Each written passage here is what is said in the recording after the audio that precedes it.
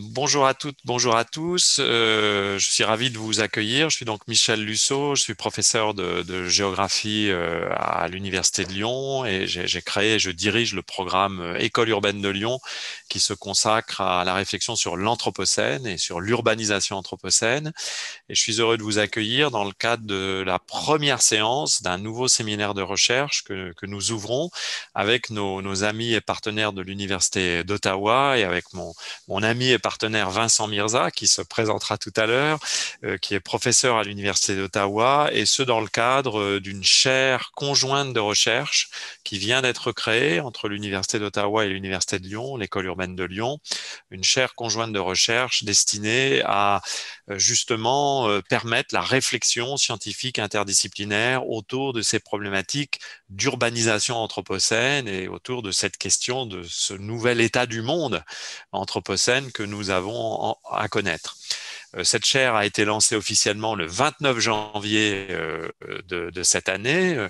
Nous n'avons donc pas trop tardé à organiser une première activité pour cette chaire sous la forme de ce séminaire dont la première séance a lieu aujourd'hui et qui verra une deuxième séance très tôt, dans quelques jours. Vincent va le préciser. Et si tout va bien, nous essaierons, n'est-ce pas Vincent, d'organiser 6 ou 7 ou 8 séances de ce séminaire d'ici à la Absolument. fin de l'année Oui, civile, oui, euh, évidemment avec tous les impondérables que nous connaissons en ce moment. Et nous allons faire contre mauvaise fortune bon cœur, puisque si la pandémie a du bon, il faudrait quand même qu'elle ait au moins quelque chose de bon, c'est qu'elle nous a permis de devenir beaucoup plus experts dans l'utilisation des outils numériques. Et nous savons aujourd'hui que nous pouvons travailler grâce à des plateformes comme celle qui nous réunit aujourd'hui. L'objectif de ce séminaire est véritablement d'être un séminaire de recherche où nous invitons des chercheurs et des chercheuses à venir présenter leurs travaux, leurs résultats, leurs problématiques, leurs interprétations, leurs interrogations, leurs doutes, et de les soumettre à la discussion du plus grand nombre de collègues ou de toute personne intéressée par les questions de l'urbain anthropocène, et ce dans une perspective très interdisciplinaire, une interdisciplinarité ouverte aux sciences sociales, mais même au-delà, puisque l'École urbaine de Lyon travaille également avec des chimistes, des écologues, des géophysiciens, des planétologues, des mathématiciens, des physiciens. Donc nous n'hésiterons pas, le cas échéant, à faire venir des collègues venant des sciences de l'environnement et des sciences expérimentales. Et quand j'insiste sur cette idée que c'est un séminaire de recherche, c'est bien pour donner un peu le ton général de ce séminaire, hein. Nous sommes là véritablement pour réfléchir en commun à des questions qui nous paraissent participer de cette situation que nous avons à connaître dans un monde où nous prenons de plus en plus conscience de l'impact des activités humaines sur les systèmes biophysiques planétaires, hein. C'est vraiment ça qui va nous retenir, et aujourd'hui en particulièrement, euh, compte tenu de l'invité que nous avons choisi pour ouvrir ce séminaire. Dernier point avant de lancer Vincent, de lui donner la parole. Dans le cadre de ce séminaire, nous ne nous interdisons aucune thématique, nous ne nous interdisons aucun cas, aucun exemple, mais nous avons dès le départ la volonté avec Vincent de faire du Japon et d'un certain nombre de pays d'Asie de l'Est des cas tout à fait emblématiques de ce que nous voulons aborder, parce que nous avons là des sociétés qui sont à la fois caractérisée par une urbanisation très importante, très ancienne, très intense, et par des questions environnementales, elles aussi très anciennes, souvent très intenses et à fort enjeu économique, technologique, culturel, social et politique, hein. Donc voilà pourquoi nous avons aussi voulu commencer par une séance consacrée au cas de Fukushima. Voilà, Vincent, peut-être quelques mots de ta part avant que je ne présente Cécile. oui, bien volontiers. Évidemment, je suis absolument ravi et Michel aussi de vous accueillir à ce séminaire. C'est en effet, comme le soulignait Michel, un séminaire de recherche, c'est-à-dire que c'est un peu une formule un peu hybride entre le séminaire et la conférence, mais enfin, c'est vraiment, on a voulu que cette série dans le séminaire soit un espace de réflexion et de rencontre. Et je pense que ben, ça commence très bien. Nous sommes assez nombreux.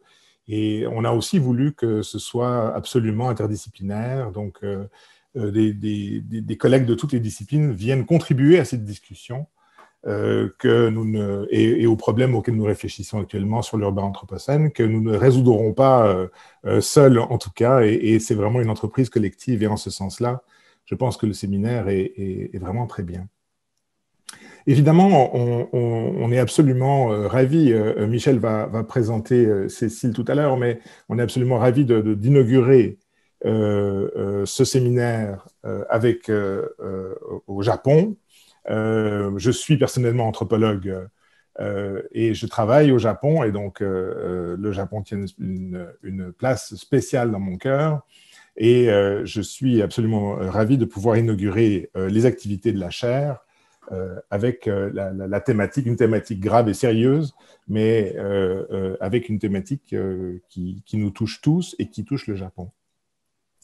Avant de redonner la parole à Michel, peut-être j'aimerais vous dire une ou deux choses au niveau de la langue. Nous avons des collègues d'Ottawa et d'ailleurs dans le monde. Si vous souhaitez poser des questions, la présentation est en français, mais évidemment, si vous souhaitez poser des questions en anglais, n'hésitez pas, ça ne sera pas un problème. Je ne pense pas que ce sera un problème pour notre invité, et si jamais nous préciserons les questions et nous les traduirons en simultané en français. J'aimerais aussi vous dire, Michel l'a rapidement évoqué, que le 8 avril, à 10 heures du matin, heure d'Ottawa, et à l'heure française, je ne sais plus, parce que je pense qu'entre hier et aujourd'hui, nous sommes passés de 5 heures à 6 heures de décalage, je ne suis pas sûr, mais en tout cas, donc, entre 17 et 18 heures, heure française, nous allons avoir le deuxième séminaire de notre série dans une région du monde tout à fait différente, en Bosnie-Herzégovine, où la professeure Larisa Kurtovic, qui est anthropologue, et une étudiante qui s'appelle Jana Jovic vont venir présenter une conférence qui s'appelle « Sauver le lac Nula ». Nature post-industrielle et les nouvelles frontières de l'environnementalisme en Bosnie-Herzégovine post-conflit. Et nous allons évidemment parler des enjeux de l'eau dans ce contexte. Donc évidemment, vous allez recevoir l'information et nous allons la diffuser largement sur nos réseaux, mais on se réjouit déjà de vous revoir la semaine prochaine déjà. Et ensuite, la troisième conférence aura lieu en mai. Mais nous vous reviendrons là-dessus avec ma collègue anthropologue Karine Van Twijn qui va nous parler d'extractivisme et ça s'annonce tout à fait passionnant. Donc sans plus attendre, je vous souhaite encore une fois la bienvenue et je redonne la parole à Michel. Voilà. Pendant ce temps-là, n'oubliez pas d'utiliser et de lire le fil de conversation. Marie-Dominique de l'Université d'Ottawa vient d'indiquer le lien pour l'inscription à la séance du 8 avril, dont Vincent vient de parler. Et pour connaître les actualités liées à la chaire conjointe de recherche et au séminaire, je vous conseille de vous référer soit au site de l'Université d'Ottawa, soit au site de l'École urbaine de Lyon, que je viens de remettre en lien avec la présentation de la conférence d'aujourd'hui, peu importe, puisque vous aurez là toutes les informations nécessaires pour suivre notre actualité. Et je vous montrerai également un peu plus tard en lien la référence de la plateforme éditoriale que nous développons à l'École urbaine de Lyon et qui est ouverte aux collègues d'Ottawa, qui s'appelle Anthropocène 2050, qui est une plateforme sur laquelle nous faisons de l'édition de textes scientifiques, mais aussi plateforme sur laquelle nous plaçons des vidéos, des podcasts audio, des interviews, donc vraiment une plateforme éditoriale que vous pouvez fréquenter et sur laquelle vous aurez également des informations concernant notre activité de chaire commune. Voilà, mais venons-en à la séance du jour. Donc, j'ai le grand plaisir d'accueillir Cécile Assanouma-Brice, qui nous fait l'amitié donc d'être présente pour ouvrir ce séminaire. Cécile est chercheure au CNRS en France, mais elle est basée au Japon depuis maintenant de très longues années et elle dirige au Japon un programme international de recherche pluridisciplinaire dont je crois elle va vous parler très rapidement au début de sa conférence, un programme de recherche pluridisciplinaire qui s'appelle le MITAT Laboratoire, MITATE, hein, qui a comme objectif de suivre les conséquences de l'accident nucléaire de Fukushima.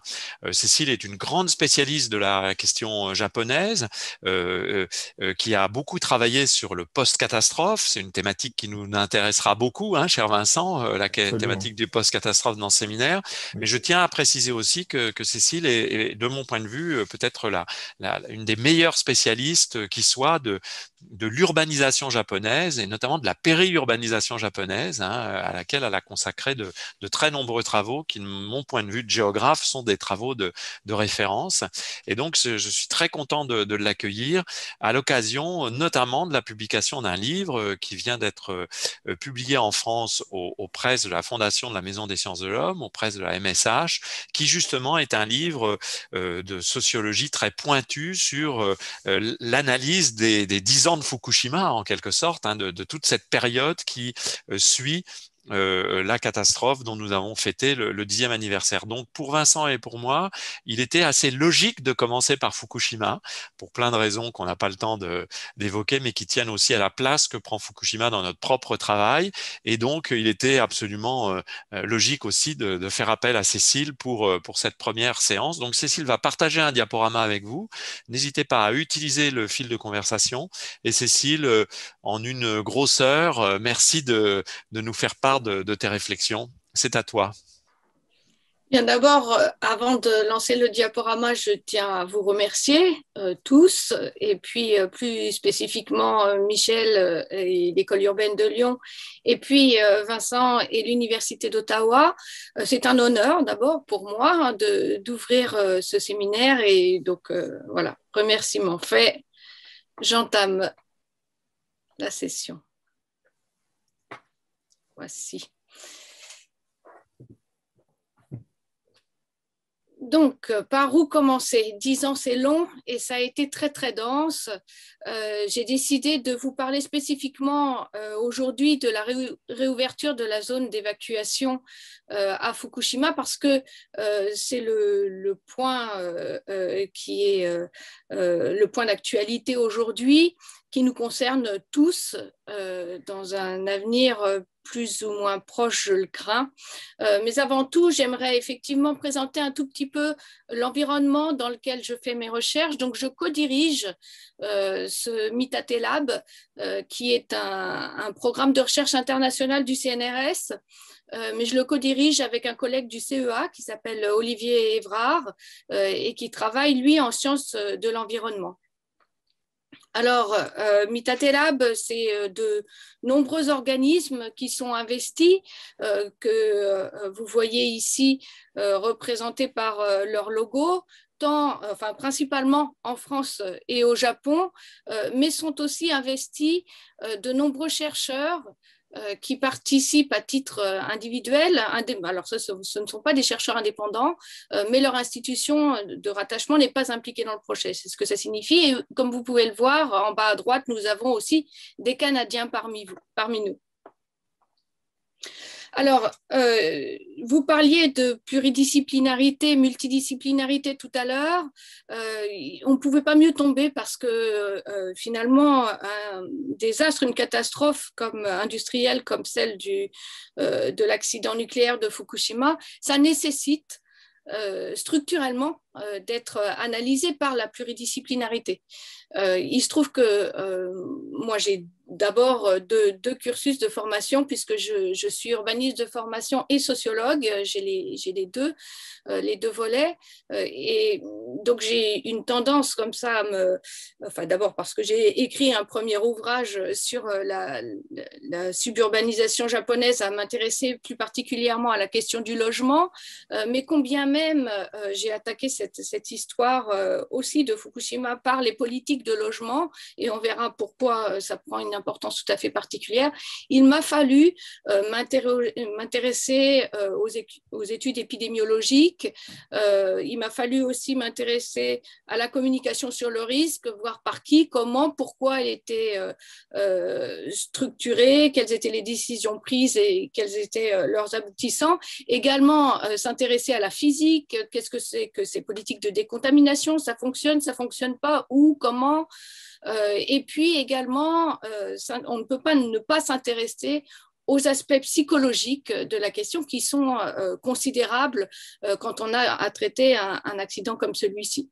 Alors, comme je vous le disais, un premier ouvrage a fait l'objet d'une étude, et puis Michel en a parlé un petit peu sur la question de la banlieue japonaise, et donc il s'agit de voir comment dans la société industrielle et très capitaliste qu'est la société japonaise, on a produit l'urbain et on a produit de la banlieue qui ressemble, ma foi, parce qu'elle est tout aussi globalisante, bien qu'elle ait ses spécificités locales, à d'autres banlieues, et essayer d'analyser son fonctionnement. Et puis, cette fois, c'est un ouvrage qui vient juste de paraître donc, aux Maisons des Sciences de l'Homme, aux presses des Maisons des Sciences de l'Homme, qui s'appelle Fukushima 10 ans après, sociologie d'un désastre, et qui va reprendre 10 années de gestion de cet accident nucléaire. Alors, en mélangeant la spécificité de cet ouvrage, c'est il essaye de prendre à peu près tous les points de vue. C'est-à-dire que dedans, j'ai à la fois mêlé le point de vue des personnes dirigeantes qui se trouvent face à la gestion d'un désastre industriel comme il en est peu, mais également la position de certains industriels qui sont impliqués là-dedans, et puis la position évidemment des habitants. Donc il y a des interviews d'habitants qui sont retranscrits en l'état, un petit peu qui parcheminent comme ça les 10 ans qui ont suivi cette catastrophe. Alors avant tout, ça va peut-être être une redite pour certains, pas pour d'autres. En tous les cas, je pense que c'est un état des lieux qu'il est toujours nécessaire de faire.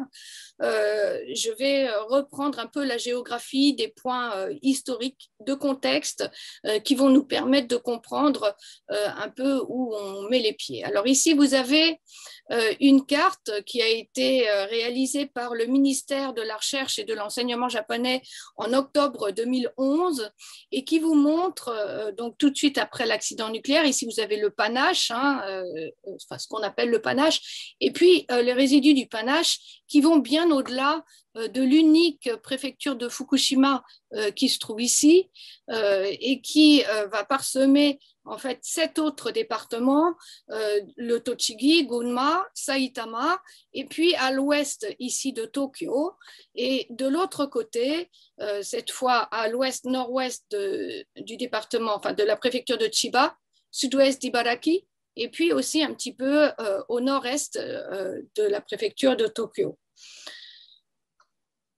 Alors, par contre, nous, on va se concentrer principalement sur la préfecture de Fukushima. Alors là aussi, quand on parle de Fukushima, on parle d'une préfecture, mais il y a aussi une ville qui porte ce nom, que vous trouvez ici au nord de la préfecture de Fukushima, la ville de Fukushima. Et puis, à droite, vous avez le point rouge plus dense qui vous montre la localisation de la centrale de Fukushima. Alors, la préfecture de Fukushima, c'est une préfecture qui a une densité, alors j'allais dire extrêmement faible quand je parle à un public de Français, parce que comparativement, la région qui a la densité qui est la plus proche, c'est la Corse, et encore, elle est plus élevée. Alors, j'ai essayé de faire la comparaison avec des territoires canadiens, mais c'est impossible. Vous battez tous les records parce que les superficies sont tellement larges que la densité tombe à la moitié de celle qu'on peut trouver ici. Donc, ce n'était pas très pertinent. Donc, j'ai laissé tomber. Mais à culpa pour nos amis canadiens, on en restera avec le référent français.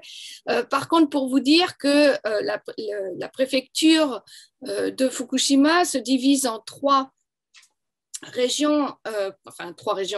trois zones principales. Tout à l'ouest, une zone qu'on appelle Aizuchiho, au centre Nakadori, et puis à l'est Hamadori, qui a été évidemment la plus touchée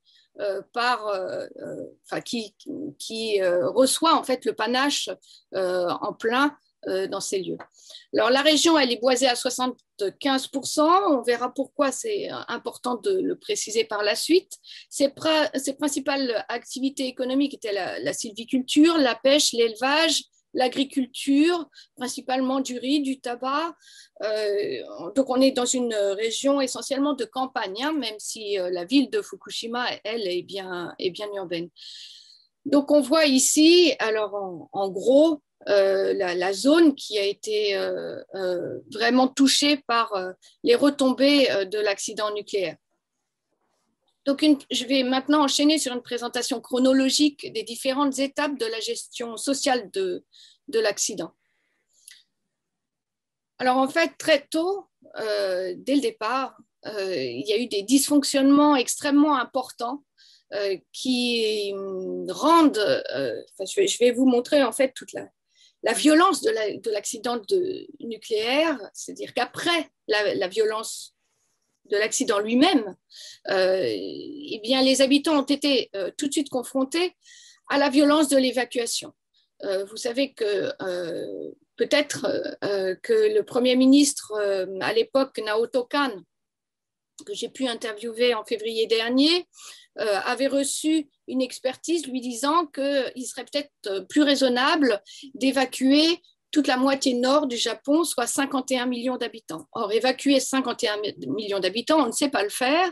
Et donc, il a décidé de prendre le contre-pied et d'évacuer d'abord 3 km, puis 10 km, puis 20, puis 30. Et ça a été dramatique parce que les gens à qui on demandait d'évacuer dans la zone des 3 sont partis souvent chez des amis ou dans de la famille dans la zone des 10 km.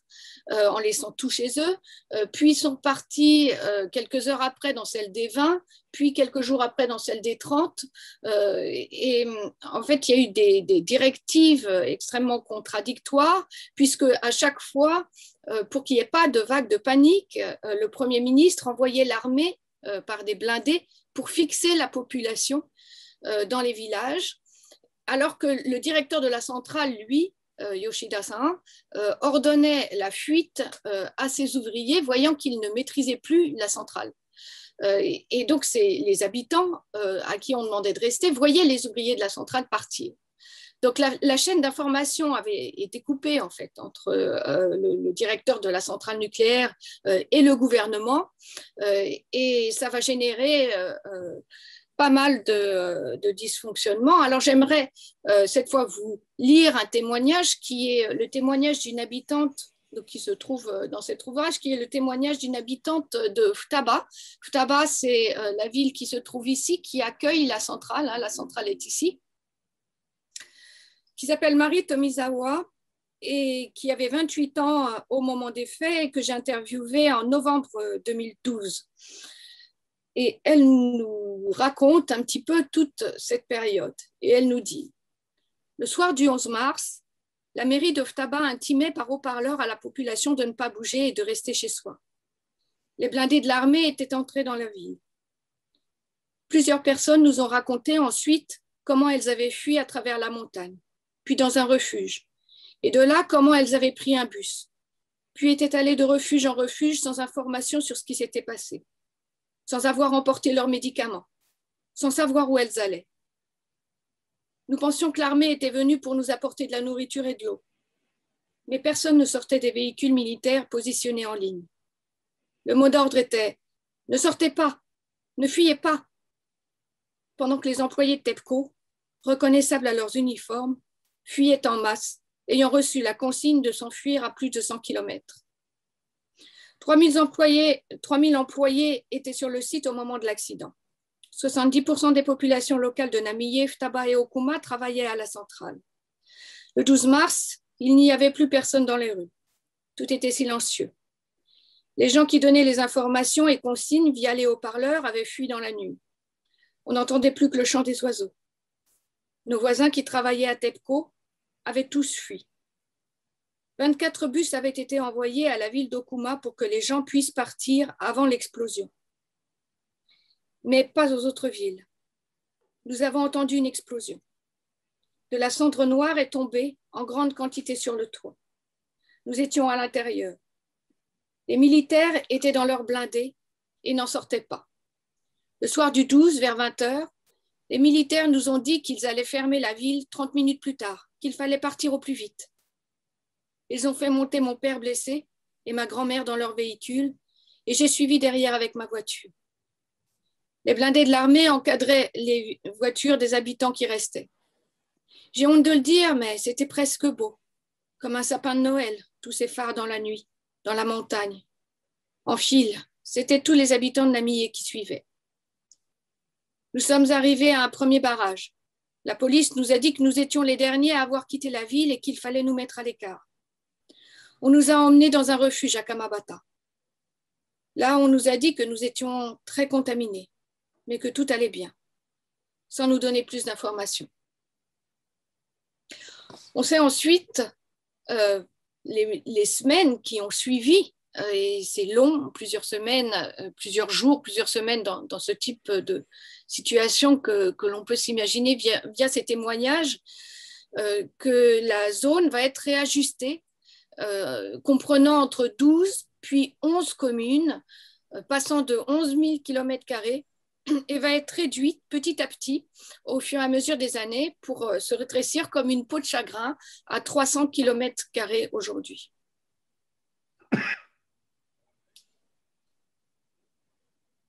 Alors ça, c'est une carte de la distribution des réfugiés hors de la préfecture de Fukushima. Ils étaient donc, selon les données officielles, 160 000 à avoir été réfugiés, 100 000 à l'intérieur de la préfecture, 60 000 à l'extérieur de la préfecture, sachant que ces chiffres sont uniquement à titre indicatoire, puisque on sait maintenant que la plupart des gens ne se sont pas inscrits dans les fichiers qui les comptabilisaient comme étant réfugiés, sachant qu'il fallait aller donc à la préfecture pour lever la main et dire moi je suis réfugié.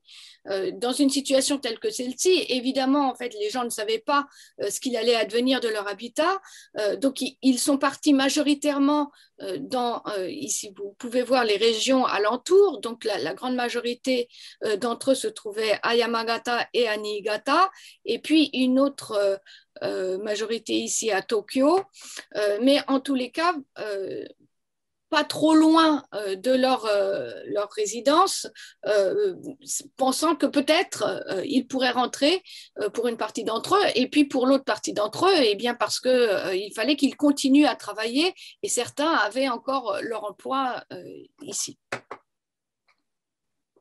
Alors, c'est une carte de la répartition de la radioactivité qui a été produite par le ministère de la Recherche et de l'Enseignement en décembre 2011, sur laquelle j'avais, alors c'est une carte qui date un petit peu, mais qui nous indique pas mal de choses, donc que je préserve toujours dans mes présentations, sur laquelle j'avais superposé un certain nombre de logements provisoires pour voir où est-ce qu'ils étaient localisés. Alors, dans l'ensemble du pays, il y a eu plus de 52 000 logements provisoires qui ont été construits, pas uniquement pour faire réponse à l'accident nucléaire, mais également au tremblement de terre et au tsunami. Et pour la préfecture de Fukushima, ce sont 16 775 logements provisoires qui ont été répartis en 200 cités qui ont été construits ici.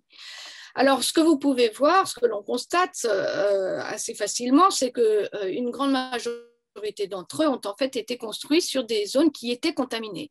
Et les raisons qui ont été données par le gouvernement étaient que, d'une part, le ministère en charge de la construction des logements provisoires et celui en charge de réaliser les cartes de contamination ne s'étaient pas ne s'étaient pas échangé les informations.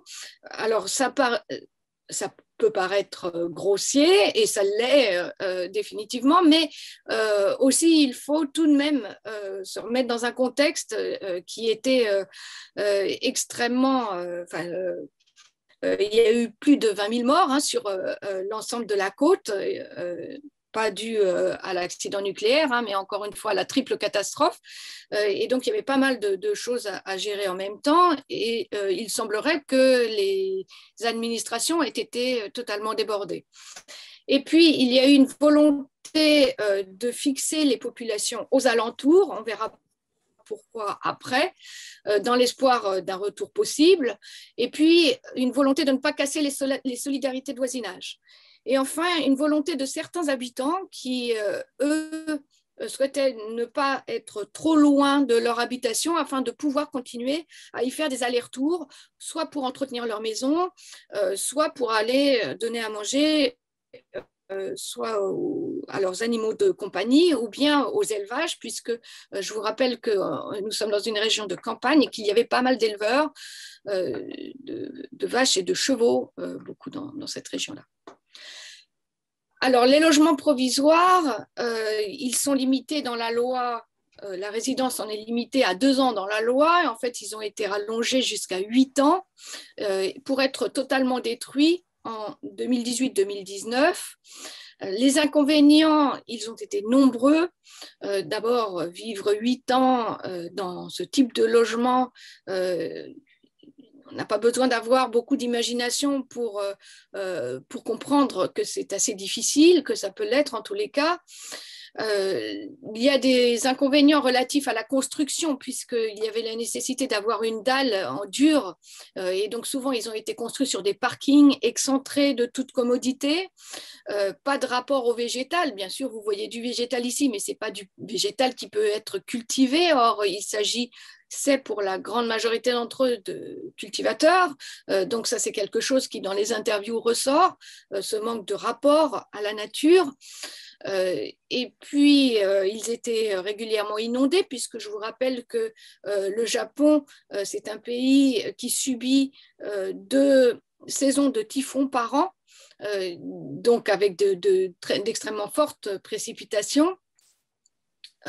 Qui sont largement du niveau de ce que vous avez connu pour les Français avec l'épisode Sevenol, puisque pour prendre un exemple du dernier gros typhon qui a touché la région, on a eu plus de 450 mm de pluie qui sont tombés, donc c'est vraiment conséquent. Et une trop grande promiscuité de ces habitations qui était réduite à une vingtaine de mètres carrés par personne quand il s'agissait d'une personne, mais à 40 mètres carrés pour une famille de 5 personnes. Pour ces gens qui vivaient dans des fermes extrêmement vastes à la campagne, ça aussi c'est un problème récurrent dans toutes les interviews que l'on a pu faire. Les effets psychologiques sont évidemment présents, puisque le fait de laisser croire aux personnes qui vivaient là qu'elles pourront rentrer, les ont laissées en fait en suspens pendant 8 ans. Sans perspective, les habitants sont tombés dans des dépressions assez profondes qui ont engendré un taux d'alcoolisme conséquent, des cas de suicide, de mort en solitaire. Et puis, le retour ne leur semblant pas possible, puisque finalement, les solutions qui leur a été proposées a été généralement, enfin souvent, des appartements dans du logement collectif qui ne sont pas du tout adaptés à ces personnes qui, encore une fois, vivaient dans des fermes, souvent en pleine forêt. Donc, on a mené 7 années d'enquête dans ces logements provisoires où on a relogé des habitants par commune. Donc ici, ce que vous voyez, c'est un des panneaux qui marque ici, donc en l'occurrence, c'est la ville de Tomioka, qui marque le nom de la commune de provenance des habitants qui sont logés là. Donc les familles avec enfants ne voyant pas d'évolution positive de la situation ont été les premières à partir, sachant qu'il n'y a pas d'insonorisation en plus dans ces logements, donc ça posait des problèmes de voisinage dès que les enfants faisaient du bruit, etc. Donc c'était assez invivable.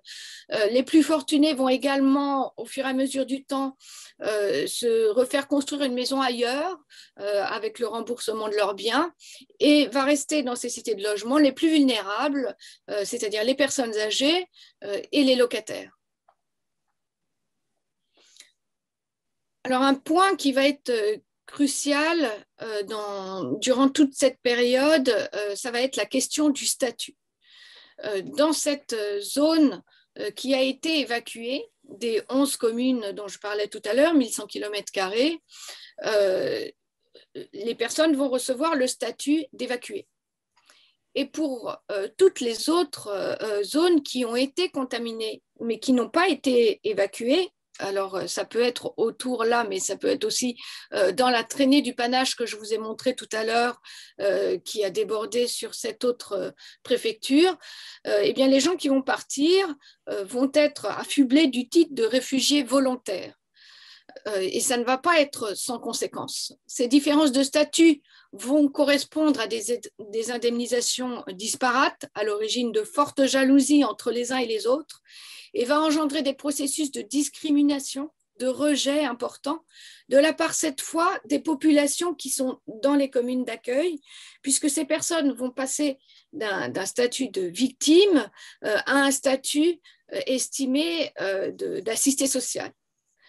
Donc, plutôt que d'accompagner réellement le refuge et de permettre aux victimes de se réinstaller ailleurs et d'accompagner cette réinstallation en les aidant à retrouver un emploi, un logement, etc., on va les laisser en situation d'attente en leur faisant croire qu'ils pourront rentrer un jour. Et ça va alimenter les cas de syndrome post-traumatique qui sont extrêmement nombreux parmi les réfugiés, puisqu'une étude du professeur Tsuji Uchi de l'université de Waseda a montré que tout de suite après la catastrophe, plus de 60% des réfugiés étaient atteints de syndrome post-traumatique et qu'aujourd'hui, ce chiffre est tombé à 40%, mais ça reste tout de même encore considérable. Alors, en avril 2017, le gouvernement va néanmoins décider de couper les aides au logement au refuge, au lieu du refuge, et de rouvrir progressivement l'ensemble de la zone d'évacuation. Alors tout ça, ça s'est accompagné d'une politique de décontamination extrêmement conséquente, on en a beaucoup parlé dans le monde, qui a, cela dit, des points noirs. Donc en 2015, il y a eu 9 millions de sacs poubelles contenant chacun 1 mètre cube de déchets contaminés qui ont été répartis sur 114 700 sites. Je ne sais pas si vous vous rendez compte qui parsème le paysage de la préfecture de Fukushima. Autant vous dire qu'il y en avait à peu près partout. On en retrouvait à peu près partout. En 2016, le gouvernement va décider que la terre qui se trouve dans ces sacs, qui est en deçà de 8000 becquerels par kilo, va être de nouveau répandue et réutilisée pour des travaux divers des ponts et chaussées, et que les sacs de terre restants vont être stockés dans 3 entrepôts à Futaba, Okuma et Tomioka, donc les 3 communes adjacentes à la centrale. Donc, ce qu'il faut, alors pour refaire un point sur ces histoires de décontamination, le gouvernement en fait ne va prendre en charge la décontamination que des communes, d'une partie des communes qui sont dans la zone évacuée, donc des 11 communes qui sont dans la zone des 1100 km².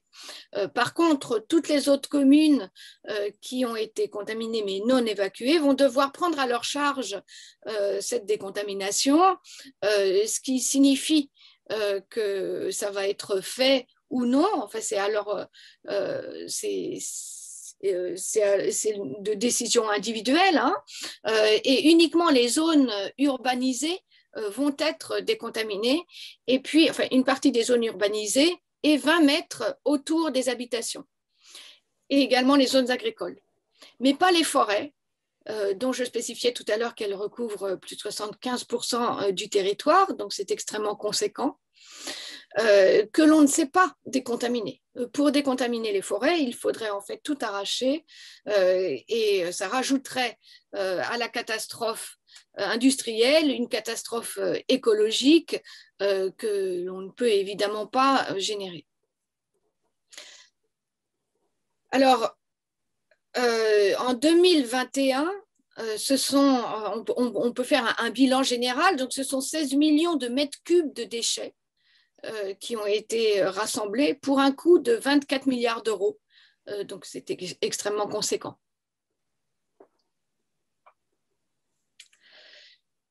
J'évoquais le cas des forêts.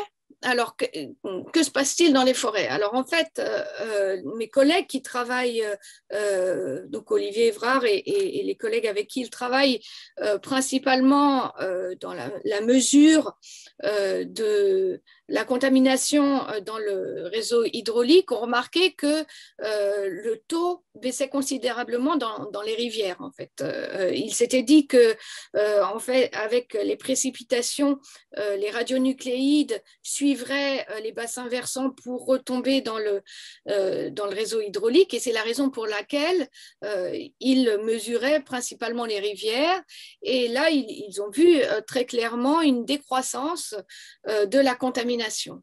Mais en fait, ça ne s'est pas passé tout à fait comme ça, puisque ce dont on s'est aperçu, c'est que la forêt avait capté les nucléides, principalement par ces végétaux.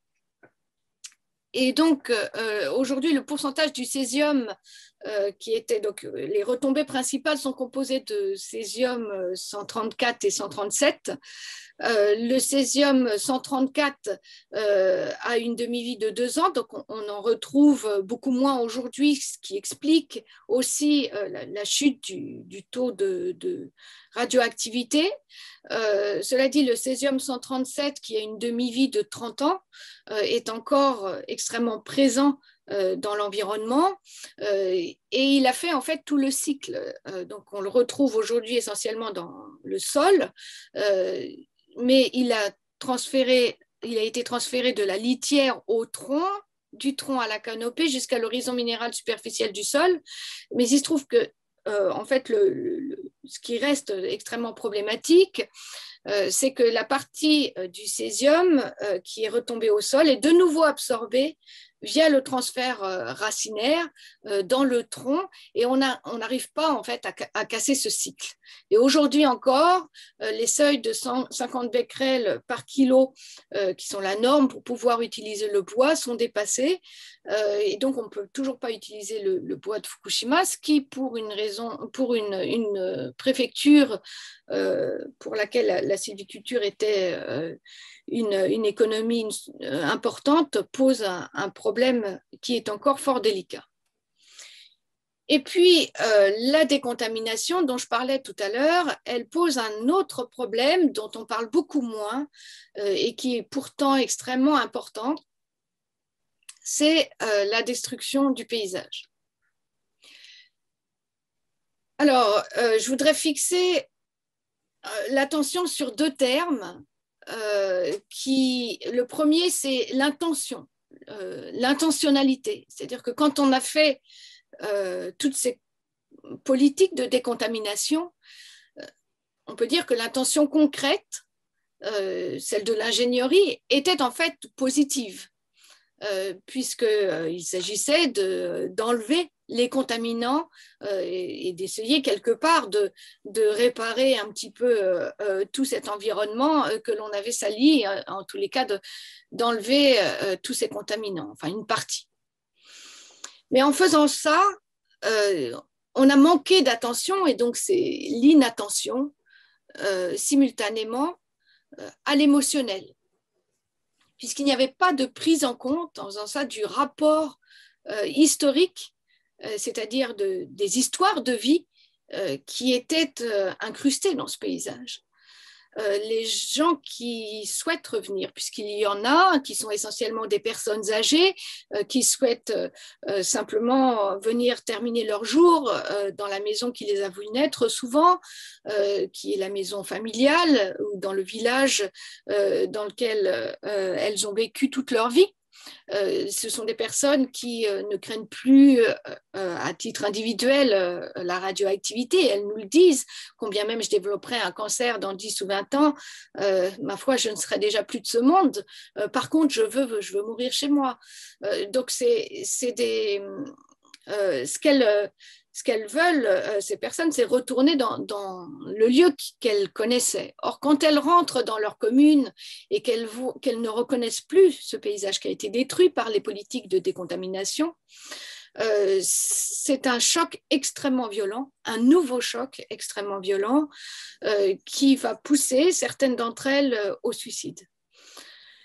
Alors, toute cette partie-là, si on la généralise un peu plus, elle va renvoyer à l'importance du rapport au territoire. C'est des questions qui ont été traitées il y a déjà bien longtemps.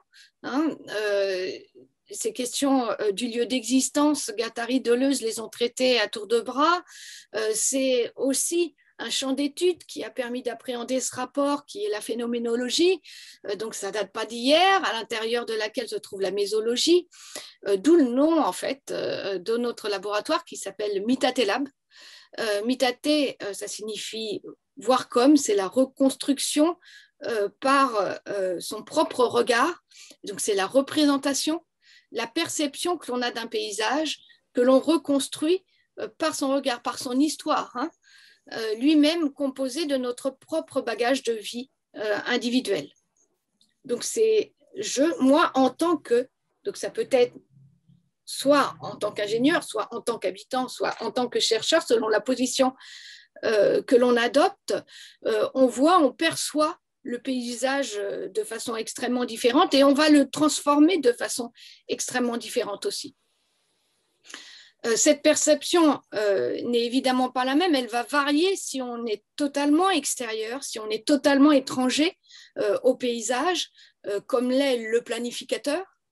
Donc, lorsqu'on est étranger à un lieu, que l'on modifiera sans que cela engendre des moi particuliers. En fait, souvent, on a l'impression de bien faire, d'apporter des choses en plus. Et on va considérer le lieu non plus comme un lieu, mais comme une chose, un objet. Par contre, la perception va être tout à fait différente si l'on est habitant et que l'on a développé toute son histoire de vie dans ce lieu. Et il va s'agir d'une relation intérieure. Je me souviens d'une interview que j'ai faite d'une habitante d'Itate qui me disait, en voyant tous ces sacs de terre transportés par ces camions bâchés de verre que vous avez peut-être vus, pour les emmener dans les centres d'entreposage, elle me disait, tu te rends compte, ils emmènent toute cette terre comme si c'était rien pour nous. C'est toute notre vie que l'on a passée à la travailler. Et en fait, dans son discours, elle animait la terre d'une vie, ce que ne font évidemment pas les personnes qui prennent la décision de racler ces 5 cm supérieurs de sol pour les entreposer ailleurs afin que la zone devienne plus saine. Alors, ça renvoie également à des réflexions sur la globalisation via l'urbanisation. C'est des choses qui ne sont pas nouvelles et pour lesquelles on n'a toujours pas d'issue, en fait. Et ça s'aggrave, je pense. Bien que les réflexions soient à foison depuis de nombreuses années, on échoue généralement, se laissant conquérir par les rationalités économiques et on ne sait pas prendre en compte l'émotionnel. Et lorsqu'il est pris en compte, on va le voir plus tard, c'est souvent pour servir les biens de l'économie. Alors, l'appel au retour et ses conséquences. C'est la réouverture de la zone d'évacuation qui va passer par la communication sur le risque pour le retour, par la résilience et par des mémoriaux.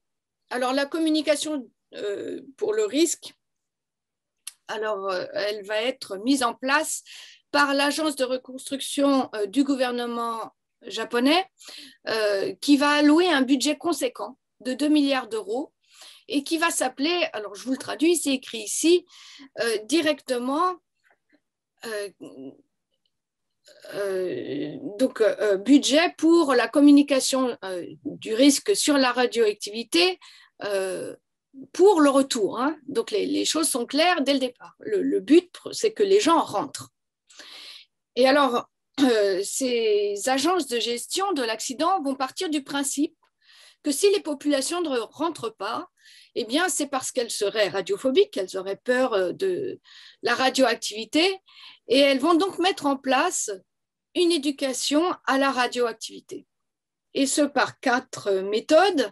La première méthode qui est exposée ici, ça va être la production de documentation. La seconde méthode, ça va être des workshops avec la population en petit nombre pour convaincre et expliquer. La troisième, ça va être des séminaires beaucoup plus importants, des conférences avec les politiques, avec des institutions locales et internationales.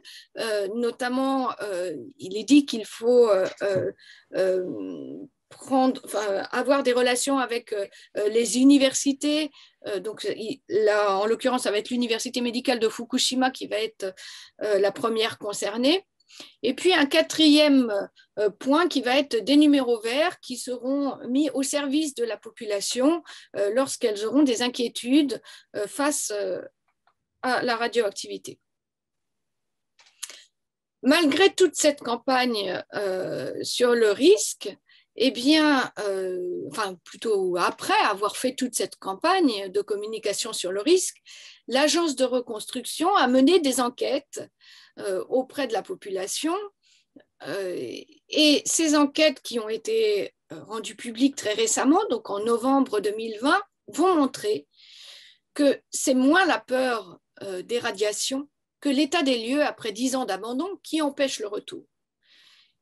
Et puis les familles avec enfants, bien sûr, ont refait leur vie ailleurs, comme toutes les familles ou toutes les personnes, les individus qui étaient encore en âge de pouvoir le faire. Donc 10 ans, imaginez-vous, c'est un cycle scolaire. Quand vous avez des enfants, c'est l'école maternelle, l'école primaire et le collège. Vous demandez de rentrer après tout ça, sans compter que, comme je le disais tout à l'heure, la région de Fukushima était une région de campagne et comme toutes les régions de campagne de nos pays industrialisés, elle était déjà dans un elle connaissait une dépopulation importante et l'accident nucléaire de Fukushima va faire qu'accélérer ce processus. Donc les gens décident de ne pas rentrer et en août 2019, on a des chiffres qui nous disent que seulement 35% de la population était rentrée dans les 11 communes de l'ancienne zone évacuée, dont certaines étaient déjà rouvertes depuis 2014, les autres après 2017. Et si l'on retire ici, vous voyez la commune de Kawauchi et celle de Tamura qui ont été les premières à être rouvertes en 2014. En fait, il y a un tout petit bout de la commune qui est prise dans la zone d'évacuation. Donc, pour ces deux-là, on nous donne des chiffres de 80% à peu près de taux de retour, mais ça ne représente en chiffres absolus que quelques centaines d'habitants. C'est rien du tout. Pour toutes les autres, si on enlève donc ces deux communes, on tombe à un taux de 25% de rentrants. Les résultats de l'enquête de l'Agence de reconstruction montrent donc une tendance générale de refus au retour. Alors, néanmoins, pendant toute cette campagne de communication sur le risque, il y a un terme qui va être omniprésent, qui est le terme de résilience. Alors, je me souviens qu'en fait, j'avais déjà émis des doutes sur la chose à un symposium, et c'est là où on s'était rencontrés, Michel, je ne sais pas si tu t'en souviens, en 2013, je crois, à Yokohama, où vous aviez déjà organisé un séminaire, un workshop sur la résilience. Et mon point de vue n'a pas trop changé sur la chose. Je pense qu'il faut vraiment faire attention à ce terme. Qu'est-ce que cela signifie de proposer la résilience comme outil de la gestion post-accidentelle, alors que les sondages montrent de façon pérenne que les habitants ne souhaitent pas rentrer pour la grande majorité d'entre eux.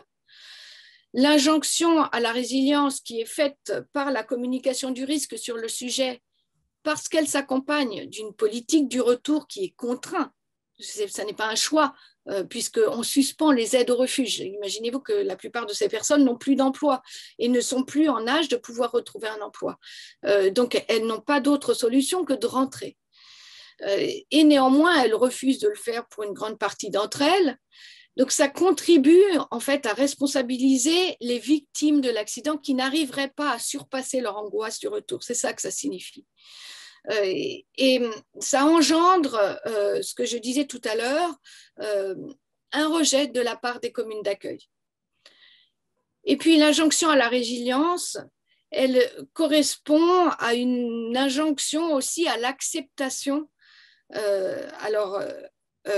Thierry Ribaud a dans un ouvrage récent, mais dans un article qu'il avait fait précédemment, reprend le terme de consentement, hein, qui avait été pris dans la fabrique du consentement de Chomsky.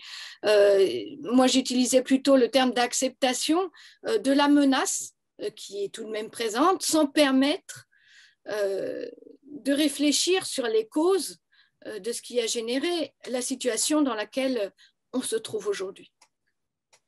Néanmoins, les outils de la résilience sont développés et les plus importants, les plus visibles en tous les cas, aujourd'hui, ce sont les musées de la mémoire. Alors, comme vous pouvez le voir sur cette carte, il y en a un petit peu partout autour de la centrale. Alors, il n'y a pas grand monde qui revient, mais il y a beaucoup de musées de la mémoire, de mémoriaux plutôt, hein, on pourrait dire. Il y en a 4, dont 3 qui se trouvent vraiment dans les communes tout à côté de la centrale nucléaire. Ici, celui que je vous présente plus précisément, c'est celui d'Oftaba. C'est la commune qui accueille la centrale nucléaire et qui vient juste d'être ouvert en 2021. Alors, en tous les cas, l'ensemble de ces mémoriaux ont un point commun, c'est qu'ils vous proposent, ils utilisent en fait des méthodes de psychologie qui sont utilisées pour engendrer, pour construire la résilience. Et parmi ceux-ci, il y a la réexpérimentation de la catastrophe via un film sur un écran à 180 degrés ou des lunettes virtuelles quand les mémoriaux sont de plus petite taille. Ici, c'est le mémorial d'Iwaki qui se trouve ici, qui est bien plus petit que l'autre. Et donc, on vous propose des lunettes, mais au cas où vous échapperiez aux lunettes, vous avez quand même un grand écran qui vous remet en boucle le film. Et alors, ce film, c'est... donc, on vous fait revivre la catastrophe. Hein. Donc, la vague arrive et puis petit à petit, vous avez toutes les étapes du désastre qui s'enchaînent. Et au bout d'un moment, tout ça, ça va s'inscrire dans un événement qui est passé. C'est-à-dire que, par exemple, pour ce musée-là, il y a, le film va finir par se refermer comme un livre. Et il y a un personnage qui arrive et qui prend le livre et qui le pose sur les rayons d'une vaste bibliothèque. Et on vous fait comprendre que ça y est, cet événement, il fait partie d'un passé qui est révolu. Ensuite, quand vous vous promenez, vous avez des photos en noir et blanc qui recontextualisent aussi l'accident nucléaire, toutes les phases de l'accident nucléaire au sein d'autres accidents industriels qui sont arrivés dans l'histoire et qui ont permis notre progression. Et puis, il y a l'exposition d'objets que l'on a retrouvés après la triple catastrophe, qui sont également mis sous verre. Alors, il y a par exemple une boîte aux lettres, ou comme s'il s'agissait d'objets du siècle dernier, en quelque sorte, hein, qui sont sous une cage de verre, comme ça. En tous les cas, tout pousse à vous montrer que c'est bien loin maintenant et qu'il va falloir tourner la page. Alors, ce mémorial-là, en fait, ici, c'est le bâtiment que vous voyez là. Il a été construit à grands frais par un architecte.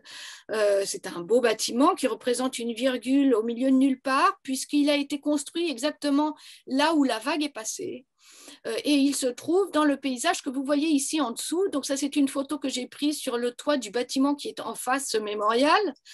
Et donc, comme vous pouvez le voir, tout est encore totalement détruit. Ici, vous avez une première digue qui a été construite. Ici, une seconde digue. Et derrière, vous avez une grande route qui vous mène jusqu'à ce mémorial. Alors, voici la grande route. Voici la mer. ce qu'il reste des champs, là, tout a été bétonné, contrairement à ce que l'on disait, puisque vous vous souvenez que on avait fait un bilan des dégâts et on avait montré qu'en fait, c'était les parties végétalisées qui avaient permis de casser la dynamique de la vague et qui avaient donc préservé certains endroits. Bien qu'à cela ne tienne, on met des grandes surfaces bitumées un petit peu partout. Donc là, c'est un autre endroit qui est autour, hein, avec encore des débris qui restent là. Hein, ça, c'était il y a 2 mois. Hein. Et puis, juste à côté, on construit des digues et on continue à répandre du ciment. Alors, dans ces musées de la mémoire, on trouve tout de même des choses intéressantes qui sont des fascicules. Donc, je ne sais pas si vous le voyez là. Donc, je vous ai mis la photo de l'intérieur de l'un d'entre eux ici, qui nous fait un petit rappel qui n'est pas inintéressant, un petit rappel chiffré, et qui nous donne un bilan des décès pour le département de Fukushima.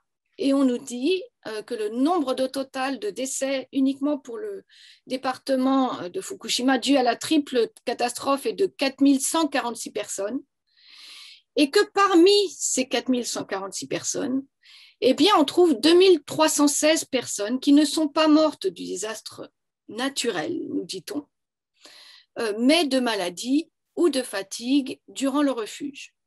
3 petits points. Alors, j'en profite pour faire un petit bilan sanitaire de la question, parce qu'il est toujours important d'en parler, même si ça génère des tensions extrêmement importantes, parce que ça va aussi à l'encontre d'autres chiffres qui sont donnés, mais on n'est pas très, très étonné du fait.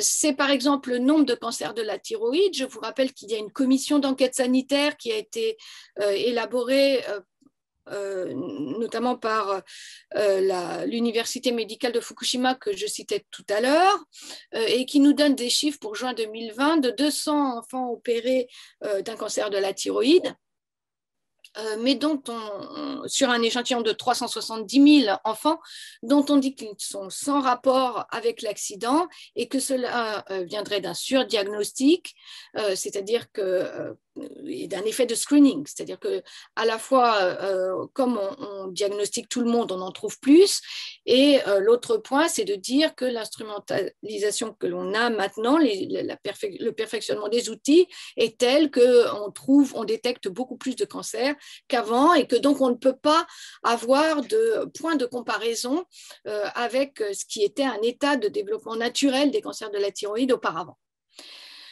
Cela dit, il y a un autre indicateur qui est extrêmement parlant sur les effets sanitaires de la catastrophe nucléaire. Eh bien, ce sont les procès qui ont été gagnés par des travailleurs de la centrale pour que leur maladie soit reconnue comme maladie du travail. En grande partie, ce sont des leucémies. Hein.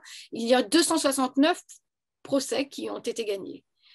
Il y a une autre évaluation qui a été faite, c'est celle des suicides, dont une étude qui nous montre qu'il y a eu une augmentation nette du nombre de suicides en 2013, puis une baisse progressive. Et puis, j'en parlais tout à l'heure, les syndromes post-traumatiques qui ont été évalués par le professeur Tsuchiuchi de l'université de Waseda, et également les morts en solitaire pour lesquels nous n'avons pas d'évaluation chiffrée. Alors, ce qu'il faut bien considérer, c'est que les sentiments, les émotions sont utilisés par la communication sur le risque. C'est bien ce que fait la résilience, là. Il y a une importance vraiment considérable à travailler. C'est ce qu'en font certains sociologues comme Eva Illouz, qui a fait un ouvrage remarquable que je ne peux que vous conseiller, qui s'appelle Happycracy, pour ceux qui ne l'ont pas encore lu, sur le sujet, qu'elle a écrit avec Edgar Cavanas, et puis Tim Ingold, qui travaille aussi sur ces questions-là. En ce que l'émotion est à l'origine de l'action, et comment dire, les gestionnaires de l'accident l'ont bien compris. Et c'est bien pour ça qu'on utilise ce concept de résilience. Cette injonction, je le disais, hein, cette espèce d'ordre à la résilience. Les psychologues vont en fait développer des méthodes adaptées aux intérêts. Alors, je parle d'un discours plus général en me référant aux travaux d'Eva Illouz, hein, puisque c'est plutôt elle qui dit ça, aux intérêts capitalistes, en fournissant les moyens pour combattre l'agitation, organiser des relations non conflictuelles et dissoudre les oppositions dans le langage des émotions et de la personnalité. C'est quelque chose qui va paraître positif, hein, on fait ça pour le bien des gens. C'est ça la happycracy. Ces méthodes vont convenir aux victimes qui, elles, vont avoir le sentiment que quelque part on cherche à les comprendre et que donc un pas a été franchi vers elles et qu'on leur prête l'attention dont je parlais tout à l'heure. Sauf que on le voit bien là, c'est pas exactement de la même attention dont il s'agit. Je vais parler maintenant de la réouverture progressive de l'ancienne zone évacuée. Alors, ce qu'il faut spécifier, c'est que cette zone évacuée, elle a pu être réouverte parce que le taux que l'on considère comme étant admissible, le seuil que l'on considère comme étant internationalement admissible par le public, qui est normalement de 1 millisievert par an, a été passé à 20 millisieverts par an pour un état d'urgence, hein, vous le voyez ici. En cas d'urgence, on pourrait déplacer ce taux de 20 à 100 millisieverts. Et quand on est dans la phase de reconstruction, eh bien, on pourrait maintenir ce taux de 1 à 20 millisieverts par an. Et donc, ça, ce sont les recommandations de l'ICRP. Alors ça, c'est quelque chose que j'ai pris sur la page du gouvernement japonais qui lui-même, comme vous pouvez le voir en bas, l'avait pris sur la page de l'ICRP. Voilà. Comme ça, vous avez toutes les sources. Alors, donc là, vous avez toutes les étapes qui montrent bien le rétrécissement de la zone, où on grignote commune par commune, et donc à chaque fois qu'on rouvre, eh bien, on coupe les indemnisations que recevaient les habitants. Alors, pour vous donner un ordre de grandeur, par exemple, le village d'Itate qui se trouve ici, sur lequel on a particulièrement travaillé avec mon collègue du CEA, Olivier Evra. Donc ça, c'était une commune qui avait à peu près 6 500 à 7 000 habitants avant la catastrophe nucléaire et qui accueille aujourd'hui 1 700 habitants. Et c'est une commune, comme vous pouvez le voir aussi, qui est extrêmement vaste. Donc les gens se retrouvent totalement isolés avec un manque de tout. C'est-à-dire qu'il n'y a plus de supermarché, il y a un tout petit supermarché qui vend vraiment 3-4 choses, il y a un hôpital qui est ouvert quelques heures, quelques jours par semaine, et puis tout le reste, eh bien, il faut aller le chercher à 40 minutes en voiture dans la ville d'à côté. En l'occurrence, là, ça va être la ville de Fukushima, quand on peut encore conduire. Et ces gens étant, pour la plupart, assez âgés, hein, ils ont tous plus de 60 ans, 70 ans même, pour la grande majorité d'entre eux, eh bien, ça pose problème. Et leur grande angoisse, c'est de ne plus pouvoir conduire. Donc, on rétrécit et on passe de 1100 km² à moins de 300 km². Alors, cette réouverture, elle se fait vraiment de façon extrêmement invasive, hein, quasiment contrainte. Donc, dans les 3 communes, le but était aussi, avec les Jeux Olympiques, de faire un phare un peu sur cette réouverture et de montrer que le Japon avait réussi à surpasser cet accident nucléaire. Et donc, la première chose qu'on a faite, c'est de réouvrir les 3 stations, les stations des 3 communes adjacentes à la centrale nucléaire que vous avez ici. Donc, il s'agit de la commune de Tomioka, Okuma, de celle d'Ofutaba. sachant que ces 3 stations seront les premières à ne pas accueillir de personnel en leur sein, donc à être entièrement automatisées, puisque d'abord, il y a extrêmement peu de personnes qui vivent ici, et puis parce que parfois, selon les endroits, le taux de contamination reste encore extrêmement élevé. Alors, c'était dès le départ une contamination que l'on a dit alors selon le vocable extrêmement hétérogène, en peau de léopard ou en mosaïque, c'est-à-dire qu'il y a des endroits où ça s'envole et puis il y a des endroits où brutalement il n'y a plus rien. C'est pas du tout une vague couche comme ça homogène, hein. Et puis ici, les politiques de décontamination ont été vraiment drastiques. Néanmoins, dès qu'on s'écarte de l'endroit qui a été décontaminé, ça s'envole de nouveau, hein, puisque la décontamination est mouvante, elle se déplace avec la précipitation.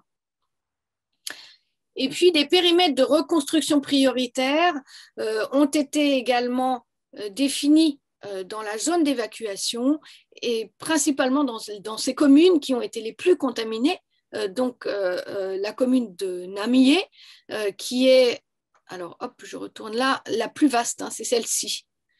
Donc, elle fait les 3/4 de la zone d'évacuation maintenant.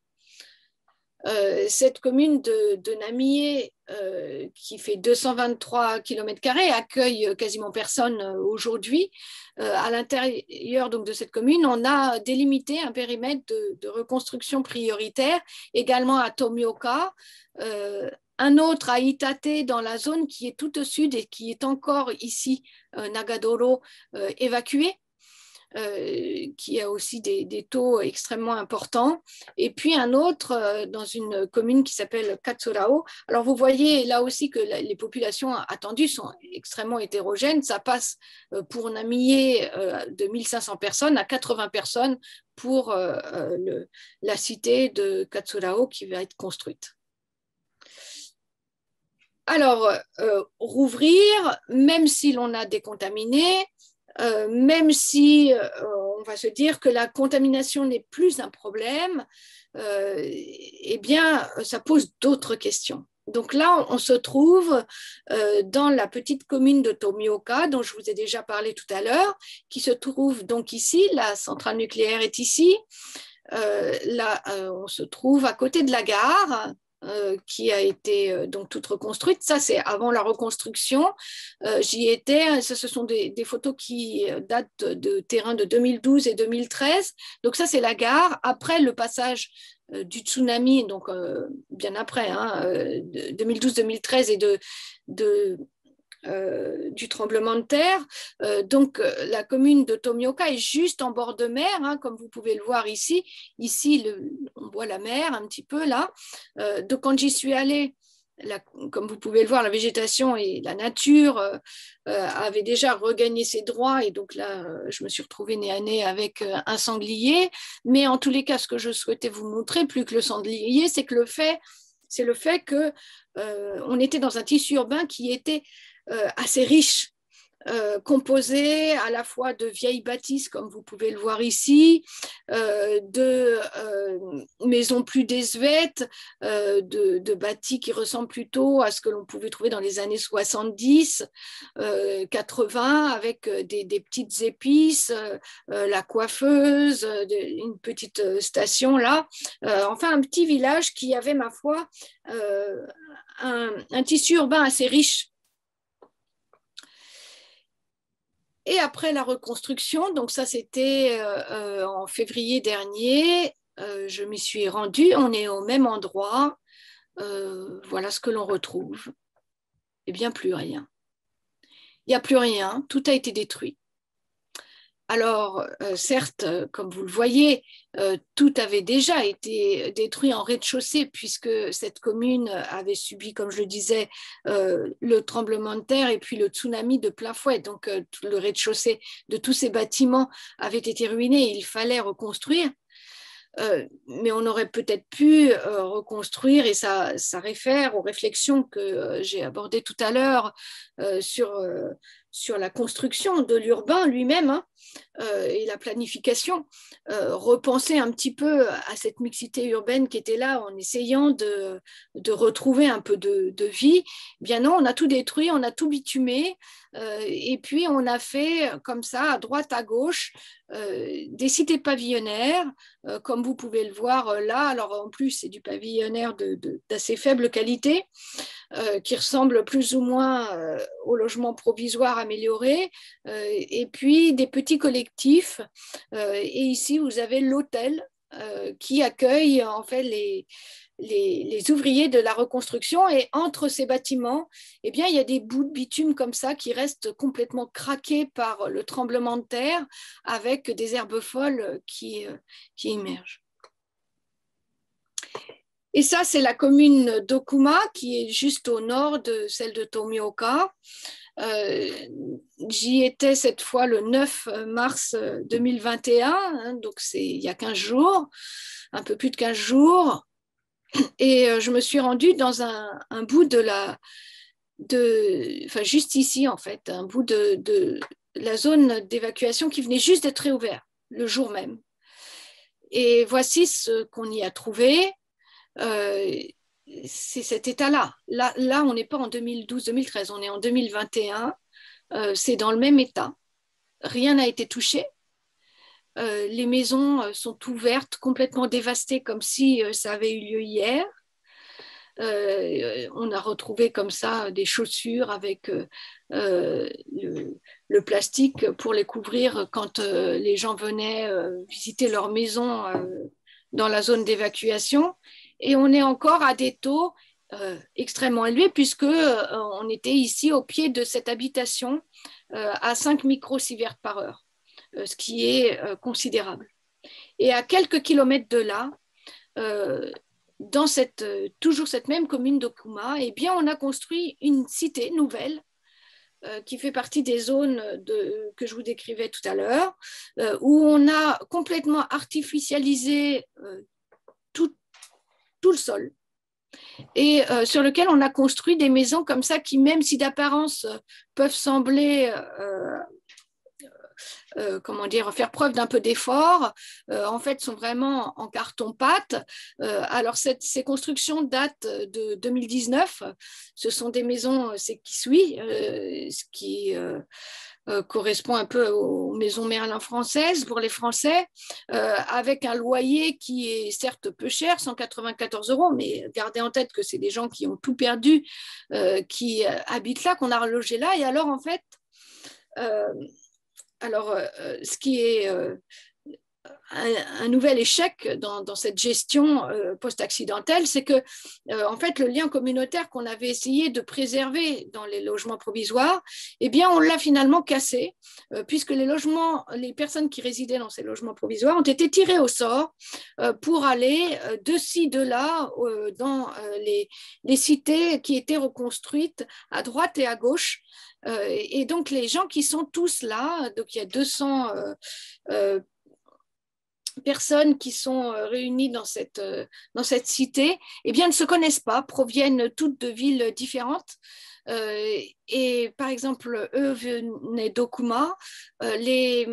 Leur voisin, c'est un monsieur qui travaillait à Fukushima Daini. Il y a une autre centrale qui se trouve un peu plus au sud, hein, et qui était donc un travailleur de centrale nucléaire qui lui habitait à Tomioka et qu'attend en fait que sa commune rentre pour redéménager à Tomioka. Mais comme lui, il était locataire, il n'était pas propriétaire, donc il n'a pas eu de remboursement de ses biens puisqu'il n'avait pas de biens, et donc il se demande un peu comment il va finir ses jours.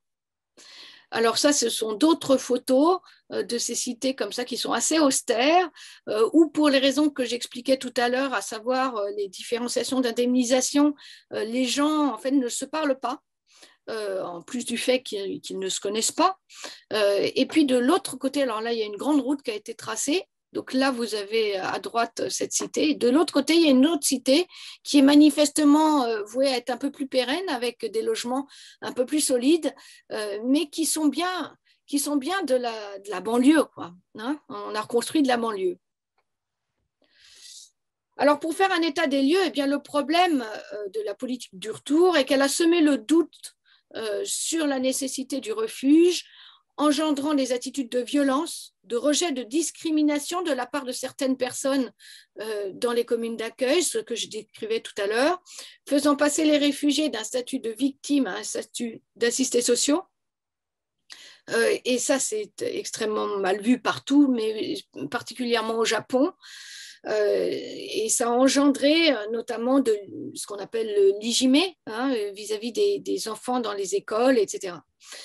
Et puis la mise en place tardive et très irrégulière des subventions accordées aux personnes évacuées en ont fait la cible aussi de jalousie, ont généré des désaccords entre les réfugiés eux-mêmes, alimentant aussi, je me répète un petit peu, mais c'est encore une autre source en fait, de processus d'exclusion et d'affrontement, plutôt que de faciliter leur insertion au lieu du refuge.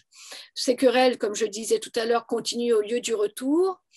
Cette politique qui a laissé les gens en suspens, donc dans l'attente, plutôt que de se reconstruire ailleurs, a également contraint à rentrer toute une partie de la population qui ne le souhaite pas et qui est parfois atteinte de syndrome post-traumatique, et ce sont souvent les plus vulnérables économiquement, donc ceux qui n'ont pas réussi à refaire leur vie ailleurs. La reprise de l'agriculture pour donc les personnes rentrantes n'est pas du tout une évidence et ne progresse que très lentement parce qu'il y a plein de problèmes qui sont... je ne vais peut-être pas rentrer trop dans le détail de ces choses-là, mais en fait, la décontamination a été faite donc en enlevant 5 cm, les 5 cm de terre superficielle, c'est-à-dire toute la partie fertile. Et plutôt que de ramener de la terre de l'extérieur, ce qui aurait été extrêmement coûteux, ils ont creusé des carrières et ils prennent... Alors, c'est mon collègue, hein, Olivier Évrard, qui travaille là-dessus. Ils prennent des couches qui sont au fond et qu'ils concassent et qu'ils épanchent de nouveau en surface, et ça pose des problèmes de fertilité qu'on n'arrive toujours pas à résoudre. Et les discours qui ont pour but de rassurer les habitants font que certains agriculteurs ne font plus aussi d'épanchement de potassium, puisque pour que le césium ne rentre pas dans certains végétaux, il fallait faire des épanchements de potassium pour gorger le végétal de potassium et faire qu'il ne fixe pas le césium. Comme c'est coûteux et qu'on leur dit que finalement tout va bien, eh bien ils se disent que c'est plus nécessaire qu'ils le fassent, donc ils ne le font plus. Et donc on retrouve de nouveau du césium dans des aliments cultivés qui n'étaient plus détectés.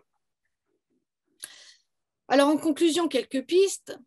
Donc, plutôt que de contraindre au retour, mettre en place le droit au refuge et des indemnisations pérennes aurait certainement évité des tensions importantes population-État et population réfugiée, population d'accueil.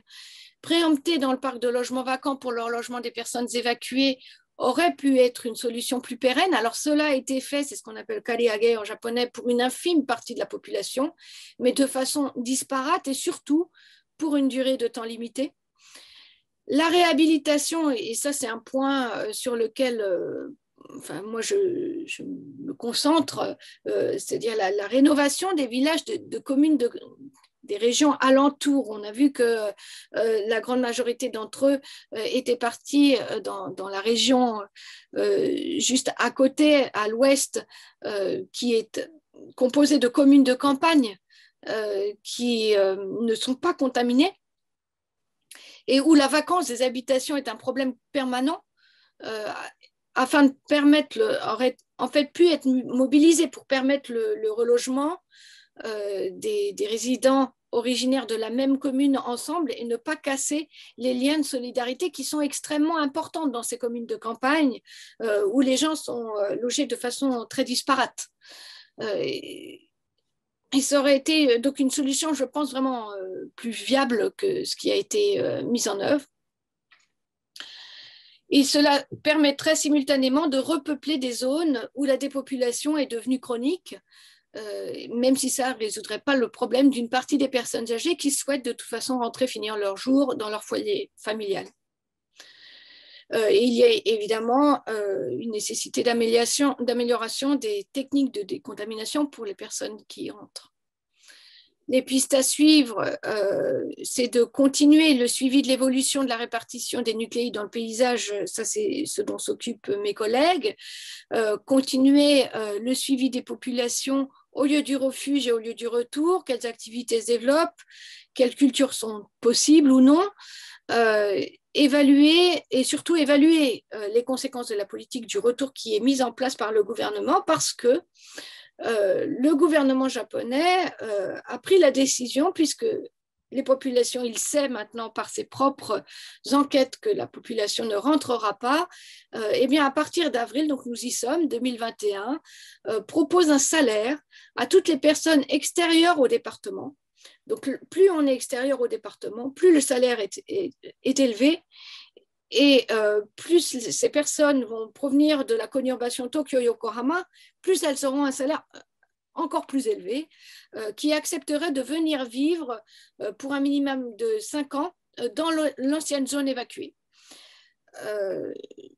Donc ces propositions de financement spéciaux vont aussi s'orienter vers l'implantation d'entreprises innovantes dans la zone et on voit bien là que ça va s'orienter vers les populations encore les plus fragilisées finalement, hein, puisque la zone évacuée va devenir une sorte d'Eldorado entre guillemets, pour des jeunes, en fait c'est comme ça qu'ils le présentent en tous les cas, qui souhaiteraient développer une industrie innovante à peu de frais, avec des avantages qu'ils ne trouveront nulle part ailleurs. Cela dit, et je finirai là-dessus,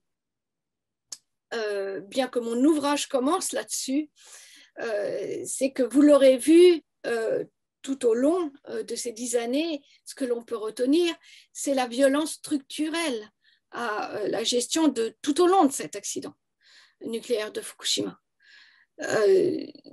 qui va affecter l'ensemble de ce que Johan Galtung déterminait comme étant les externalités qui sont nécessaires à un état de paix dans le sens, pour ici, de bien-être. Donc c'est ce qu'il a développé dans son ouvrage sur les Peace Studies.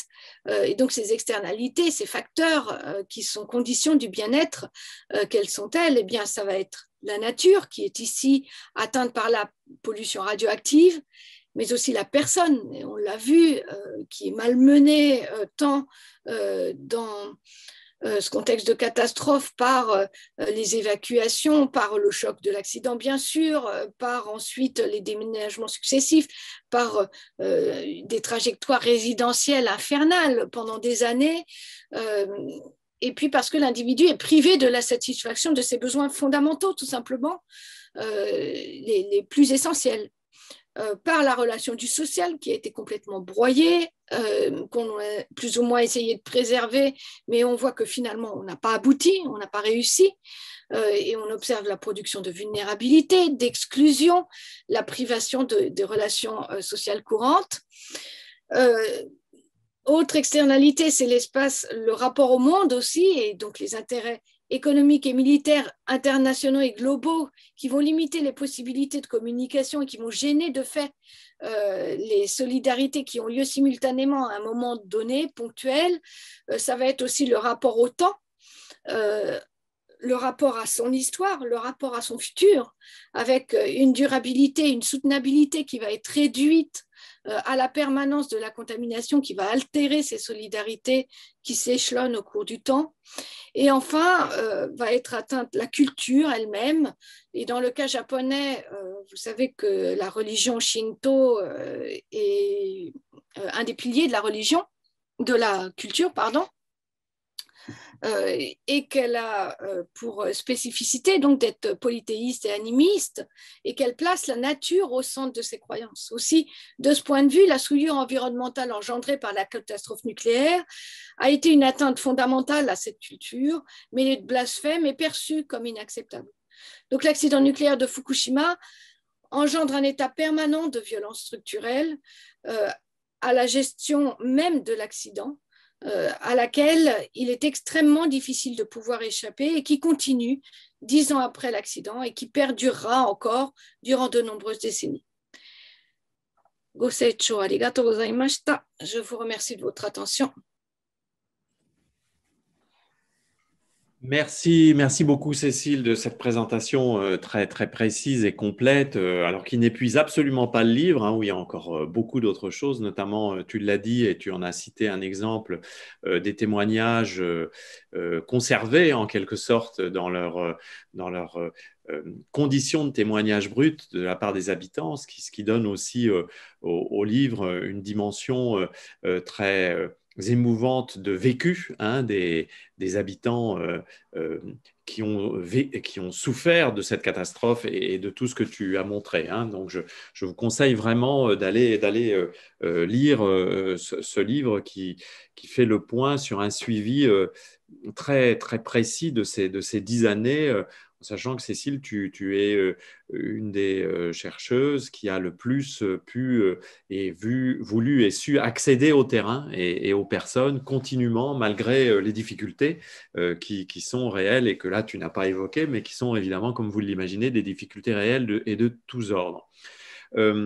Je trouve que tu as dit beaucoup de choses très intéressantes. Nous avons assez peu de temps parce que nous devons rendre l'antenne vraiment à 18 heures française.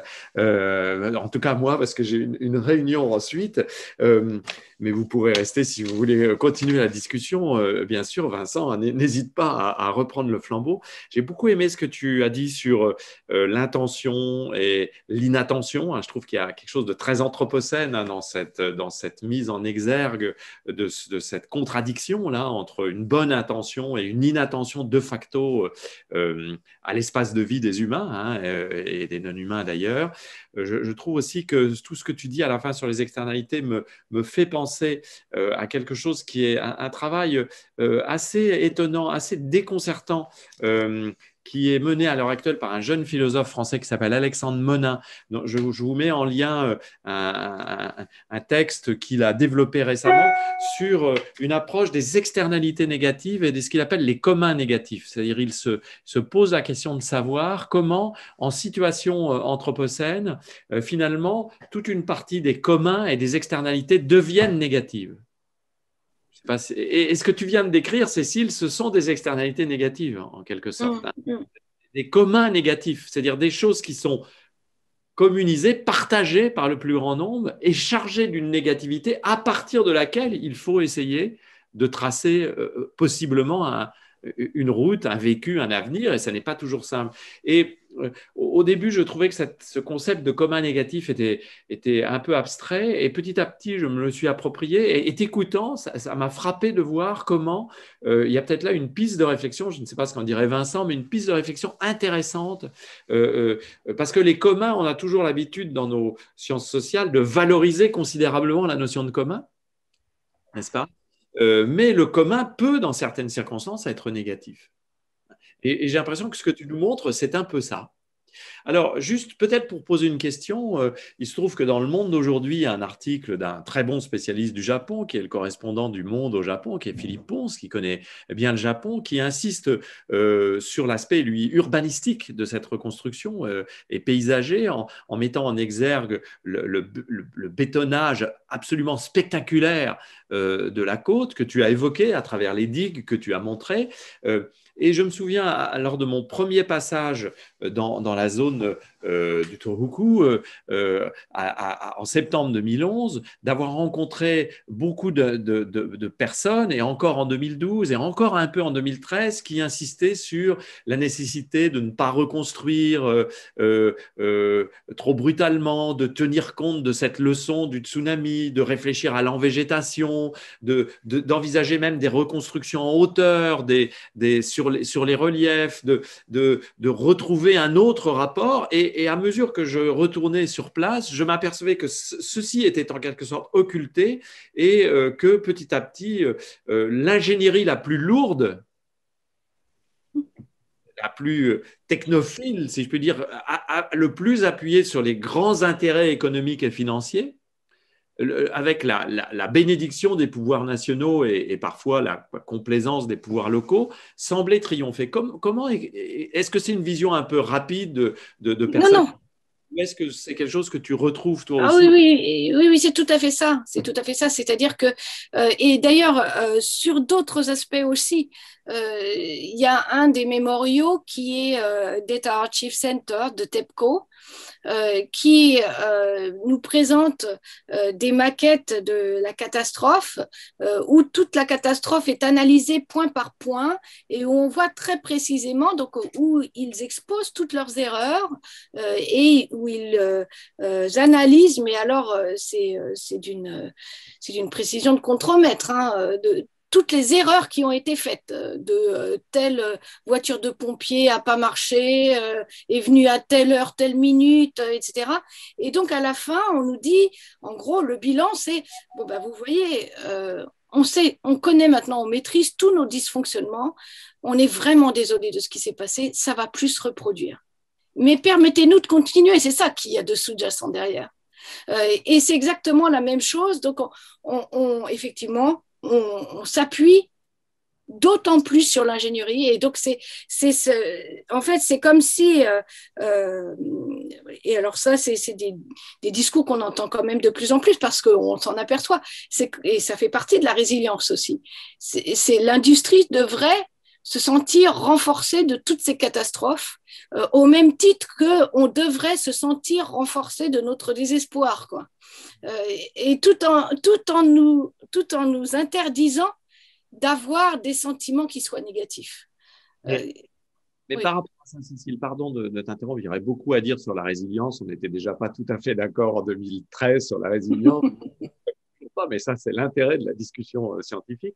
Même si je partage ce que tu as dit tout à l'heure sur l'injonction à la résilience, hein, qui, moi, me pose problème, mais qui ne suffit pas, de mon point de vue, à disqualifier le concept de résilience, en tout cas pris d'une certaine façon. Mais dans ce que tu dis, et dans ce que tu dis dans ta communication, dans ton livre et dans ce que tu me réponds là sur la question, n'y a-t-il pas aussi quelque chose qui renverrait à l'extrême fragilité des pouvoirs locaux, c'est-à-dire à l'extrême fragilité des institutions publiques locales, peut-être une incapacité à trouver un gouvernement municipal ou local qui aurait pu justement, c'est peut-être un peu naïf ce que je dis, être une ressource pour envisager d'autres manières d'envisager la reconstruction. Est-ce que ces pouvoirs locaux n'ont pas été pris entre le marteau de l'État et l'enclume des intérêts économiques, en quelque sorte? Oui, d'une certaine façon. Alors, pour ce qui est de la représentation d'abord politique, ce qu'a engendré 2011, en fait, ce qu'a continué à engendrer 2011, mais là, ça a été assez clair, c'est un désintéressement complet de la population pour ses représentants politiques, ce qui nous a amené Abe Shinzo au pouvoir en 2013 avec le plus fort taux d'abstention depuis la Seconde Guerre mondiale. Et c'est donc la raison pour laquelle on ne peut pas prendre, comment dire, il y a toujours cette question, pourquoi les Japonais ont voté pour quelqu'un qui avait un programme pro-nucléaire alors qu'il venait d'avoir Fukushima. En fait, non, les Japonais n'ont pas voté. Ils n'ont pas voté du tout. Et c'est pareil dans toutes les communes qui se trouvent sur la côte. Donc, ceux qui ont pris la place, c'était ceux qui étaient déjà en place, c'est tout. Donc, en l'occurrence, c'est le corps de l'ingénierie, c'est ceux qui voulaient que ce programme-là perdure. Et donc, c'est en ça qu'on fait un flashback et on retourne à des politiques qui sont en fait à l'inverse peut-être de celles qu'il faudrait adopter et effectivement du bilan qui était celui que l'on avait eu après la triple catastrophe. Vincent, peut-être, vas-y, oui.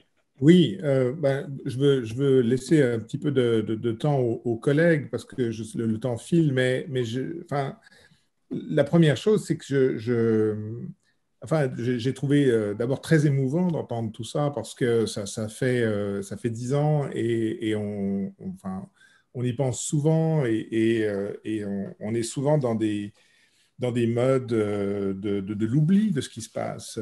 Et je pense que moi personnellement, en tout cas, ça m'a beaucoup ému et j'ai beaucoup aimé la façon dont, en fait, le contraste a été fait entre le rapport au territoire et comme lieu d'existence et en fait une espèce de violence structurelle qui a complètement contraint et déraciné, si je peux me permettre la métaphore, les populations qui ont été victimes de la catastrophe. Et de ce point de vue-là, on a vraiment le sentiment que, à travers ce que vous avez présenté, c'est comme s'il y avait dans le fond une espèce d'ingénierie pour l'ingénierie qui ne se satisfait qu'à elle-même, en quelque sorte, ou en tout cas qui satisfait, comme le disait Michel, les pouvoirs, l'État et le gouvernement, mais qui n'a aucun lien, en fait, avec le milieu et qui n'a aucun lien avec l'environnement bâti et où la nature et encore moins avec les gens. Et donc, évidemment, ça me laisse un petit peu un goût amer, c'est-à-dire j'ai de la peine à envisager l'avenir post-catastrophe à partir de ça, mais je pense qu'en même temps, la question de Fukushima, elle est fondamentale parce qu'elle nous projette aussi dans une réflexion sur nos post-catastrophes à nous, et on est en train d'en vivre une. Donc, je pense qu'il y a vraiment une réflexion fondamentale à faire ici, et vous l'avez très bien montré, ce contraste entre les violences structurelles et les lieux d'existence. Voilà, ce n'est pas tellement une question, mais beaucoup plus une observation, mais j'ai vraiment beaucoup apprécié cette tension que vous avez mis en exergue. Oui. Non, je vous remercie du compliment. Non, en fait, je pense que c'est... comment dire? Il y a plusieurs choses, peut-être dans les raisons qui ont fait que j'ai abordé la chose comme ça. C'est parce que j'ai travaillé sur la banlieue et que ça, c'est présent partout, tout le temps. Et c'est la raison, en fait, qui a fait que j'ai travaillé sur la banlieue aussi. Il y a fort longtemps que j'ai commencé à travailler sur la banlieue, d'abord française et puis japonaise. Ça a été de savoir pourquoi l'être humain se contraignait tellement à vivre enfin, c'est à peu près le seul animal qui se contraint à construire des endroits où il fait mal-être, quoi. Oui. Et qu'est-ce qui pouvait bien être à l'origine de ça? Et c'est ça qui m'avait amené à travailler sur la banlieue française d'abord, et puis comment ça se passe dans un pays qui conçoit les choses complètement différemment, mais qui est en même temps un des plus capitalisés de la planète. Et donc, je suis arrivée au Japon en essayant de travailler toujours sur ces notions-là. Et il se trouve que Fukushima, moi, je me le suis pris en pleine vie aussi. Et ça a été donc ce lien que j'ai continué à tirer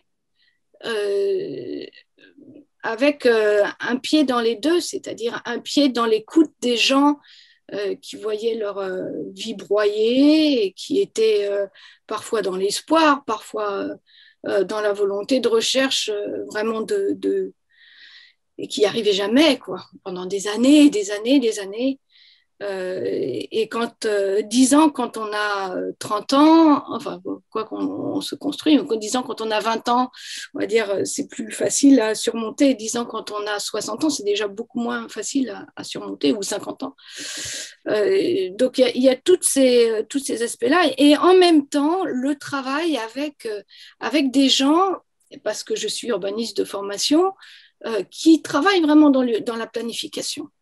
Et qui, eux, étaient très extérieurs, même des Tokyoïtes ou des Japonais, hein, et qui arrivaient avec des choses c'était des solutions toujours très clean et très, très solides, et ça devait fonctionner, et c'était du bien qu'on apportait. Et là, ça ne fonctionnait jamais. En fait, ça ne fonctionne jamais. Et on n'arrive toujours pas, je veux dire, hormis l'analyse qu'on a poussée assez loin de ces histoires-là, dans les formes concrètes, on a vraiment du mal à construire quelque chose qui soit acceptable, que ce soit dans le contexte de Fukushima ou ailleurs d'ailleurs. Hein. Oui, Oui, mais je crois aussi que maintenant, j'ai déjà entendu quelques ingénieurs dire qu'ils étaient très préoccupés de cette question-là. C'est-à-dire qu'ils cherchent maintenant à comprendre comment combiner en fait une approche en ingénierie avec ce rapport au territoire comme lieu d'existence. Et je pense que ça peut ouvrir des pistes très intéressantes à nos collègues. Et là-dessus, je pense que je pense que votre travail est une contribution importante. J'aimerais peut-être donner la parole à nos collègues et s'il y a des questions.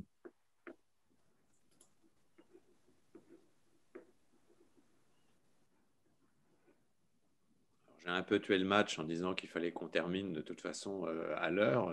Oui, c'est ça. Hein. Et on a trop parlé, c'est ça, à la place de nos collègues. Bon, alors, il y aurait de toute manière des dizaines et des dizaines de pistes à suivre dans ce que tu dis. Donc, le but de ce séminaire aussi, c'est de vous permettre de rester en lien avec Cécile ensuite. Je vois que Elsa Gisquet, c'est ça, voudrait poser une question. Oui, moi éventuellement j'aurais une question. Finalement, merci déjà pour votre exposé que j'ai trouvé vraiment passionnant. Et je me demandais finalement s'il n'y avait pas aussi une concurrence dans les usages de l'espace entre habiter l'espace, et on voit la difficulté des habitants à revenir, et puis les usages politiques de faire un espace comme vitrine qui fait qu'on va essayer de créer quelque chose d'artificiel et finalement qui n'est pas habitable, quoi. C'est cette contradiction dans les usages de l'espace qui aussi est compliquée. Oui, comme en fait, alors cette vitrine, elle existait déjà auparavant, hein, comme on le disait, par les logiques économiques qui fait que on a vendu, par exemple, la construction en bord de mer, ce qui n'était pas du tout une évidence au Japon, hein, avec des façons de promouvoir l'immobilier qui est très, alors là, très global, cette espèce de, comment dire, d'accès à la mer facile, etc. Enfin, je veux dire, toutes les sociétés n'ont pas pour rêve d'aller mettre leur maillot de bain et de boire un cocktail sur une bouée rose, quoi. Et c'est pas...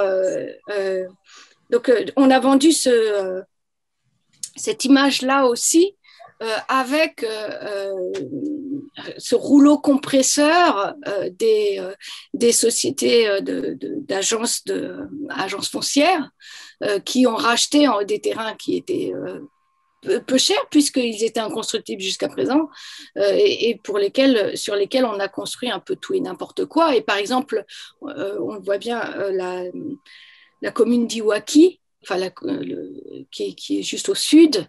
C'est un reste de ça, hein. C'est vraiment c'est de la banlieue qui s'étend, c'est comme une zone industrielle, mais c'est pas de l'industrie en l'occurrence, c'est des maisons, mais c'est des maisons sans lien, c'est de la banlieue, quoi. C'est la banlieue qui n'est pas raccrochée à un cœur de ville, mais c'est une banlieue quand même. Avec des chaînes de restauration, des chaînes de machin, etc. Bon, alors en fait, tout ça, c'était cette espèce de vitrine du monde capitaliste quelque part et de la production de la ville dans le monde capitaliste. Et en fait, ça rejoint peut-être, Michel, tu me diras si je me trompe, mais un peu tes hyperlieux et ce que tu as défini à travers tout ça. Ça va dans ce sens-là. En fait, on l'a continué, c'est-à-dire qu'à partir le tsunami a fait table rase de tout ça. On reconstruit comme si de rien n'était, avec des digues pour la protection, et puis tout un discours qui va être positif en utilisant cette histoire de résilience là. Alors entendons-nous bien, je ne vais pas rentrer non plus là-dedans, mais il faudra qu'on en reparle, Michel, de ce concept de résilience à un autre moment. En tous les cas, l'utilisation telle qu'elle est faite là, dans ce cadre précis, elle a un objectif qui est très spécifique et qui n'est pas forcément la résilience psychologique qu'a pu vouloir vendre Cyrulnik, ou c'est pas de ça dont on parle là. Hein. Ça va bien au-delà de ça. Hein. Et donc, effectivement, par la reconstruction, on vend une position politique aussi. Et c'est très juste, c'est de dire qu'on a réussi à surmonter un désastre. Je ne parle pas du désastre naturel, mais du désastre industriel cette fois. Et donc, ça peut appeler une suite.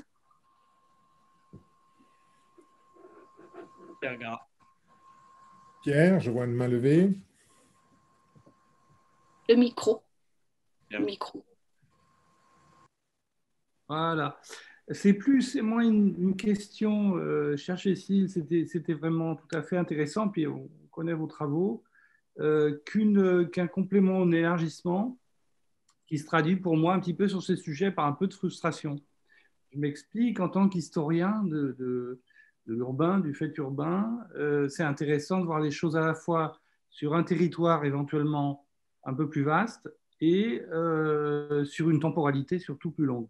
Et qu'est-ce qu'on voit quand on regarde un peu cette région, ce que j'ai commencé un petit peu à faire sans avoir vos compétences et votre connaissance, quand même en regardant un peu, eh bien on voit que depuis probablement un siècle et peut-être plus, on a ces événements récurrents, ces événements naturels récurrents, séismes, tsunamis, affectant en particulier cette côte du Tohoku, particulièrement sensible. Il y en a d'autres sur le territoire japonais. La violence structurelle dont vous parlez, vous avez tout à fait raison, c'est aussi, et d'abord, j'aurais bien aimé que vous travailliez un petit peu cette question, celle de la décision publique qui est d'autoriser le privé à implanter une centrale nucléaire sur des sites aussi sensibles. C'est-à-dire que si on revient à la décision d'origine qui pose problème, elle est peut-être moins, bon je pèse mes mots parce que là la responsabilité du gouvernement est lourde, c'est certain, elle est peut-être moins dans le traitement post-traumatique que quand on prend ce type de décisions qui ont des conséquences aussi durables. C'est-à-dire si vous prenez un séisme et un tsunami, j'allais dire même ultra exceptionnel, qui va effectivement balayer une région, provoquer 18 000 morts, 18 500 morts, bon c'est colossal, c'est certain, mais si vous rajoutez cerise sur le gâteau, un équipement aussi sensible sur un territoire déjà identifié comme étant problématique, alors là, c'est une véritable violence faite aux Japonais, faite à la population. Et ma deuxième remarque, pour ne pas être trop long, cher Michel, c'est de dire il aurait été intéressant de regarder sur un territoire, de sortir un petit peu de la préfecture de Fukushima et de regarder un petit peu autour. Et moi, on m'a beaucoup parlé d'un phénomène de jeunes et de jeunes couples pas tout à fait directement concernés par la catastrophe nucléaire, mais ayant tout perdu dans le cadre du tsunami, eh bien, tenter leur chance dans des régions situées, par exemple, au sud de Tokyo, ou carrément, franchement, au sud du Japon. Sociologiquement, c'est intéressant, c'est-à-dire qu'ils ont fait, en quelque sorte, ou ils essayent de faire le deuil parce qu'ils en ont l'âge, et ils en ont éventuellement peut-être les moyens, je ne sais pas. Et on m'a beaucoup parlé de ce type d'expérience qui est une autre réponse. Alors, c'est peut-être la fuite, c'est peut-être, en tout cas, qui ne souhaitent pas du tout rentrer, par rapport à des populations plus âgées, et vous avez tout à fait raison, victimes à la fois de leurs conditions sociales, de leur âge, qui, elles, sont assignées à résidence. Ça aurait peut-être été intéressant, on aura sûrement l'occasion d'en reparler, on a déjà un peu échangé là-dessus, de voir ces éléments sur un territoire plus vaste et, j'allais dire, sur une temporalité un peu plus longue. Alors, on l'a fait, enfin, je ne l'ai pas exposé là, mais comment dire? Alors, je vais commencer par la seconde remarque. On l'a fait avec des enquêtes qu'on a menées avec Thierry Ribaud à partir enfin, tout de suite après l'accident, en fait. Et on a fait un documentaire même sur le sujet. On a interviewé des gens qui s'étaient réimplantés, notamment dans le Yamanashi. Et on a suivi des familles comme ça, plus jeunes, qui ont recommencé leur vie ailleurs. Souvent à la campagne, et en fait ce dont on s'est aperçu, c'est que généralement d'ailleurs ceux qui étaient repartis à la campagne pour refaire leur vie avaient réussi à repartir. Il n'y a pas de nécessité à rentrer, et là c'était des gens de Fukushima en l'occurrence, c'est pas une défaite que de ne pas rentrer, le but c'est de réussir à continuer sa vie comme il se doit et de ne pas être confronté à une situation invivable. Donc eux ont repris pied ailleurs et ils ont continué leur route. Je parle de certains d'entre eux dans le livre aussi, je crois d'ailleurs.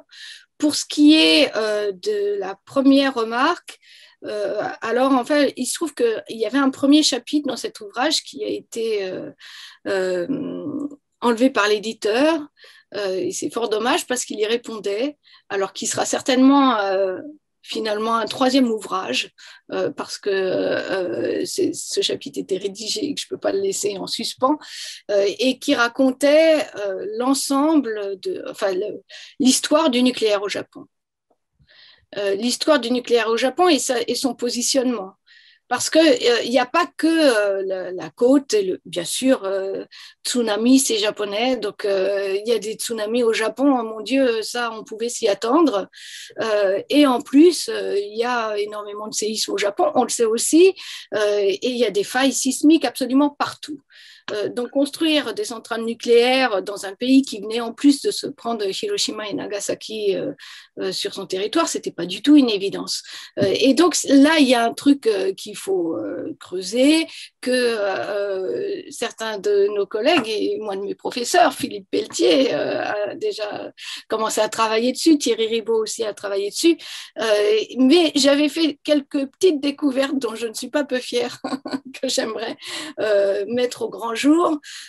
Donc, en tous les cas, simplement le fait de développer le nucléaire au Japon n'est pas une évidence. C'est pas que la localisation sur la côte qui pose problème.